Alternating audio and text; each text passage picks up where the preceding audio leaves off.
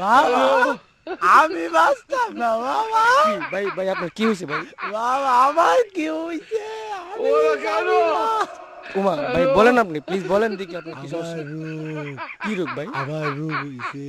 কত ডাক্তার কবিরাজ আমি ভুইল্লা খাইছি। হ্যাঁ, তারপর? আমার রোগ ভালো না। তে ভাই একটা কথা আমার বলি, রোগ ভালো না।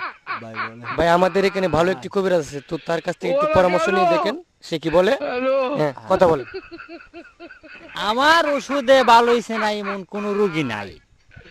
আমি যে যে পত্তগুলি বলুম এগুলি যদি আমার কাছে আইনে দিতে পারেন ইনশাল্লাহ রোগী কালা সহালের বিত্তে বালা। আমি পারবো।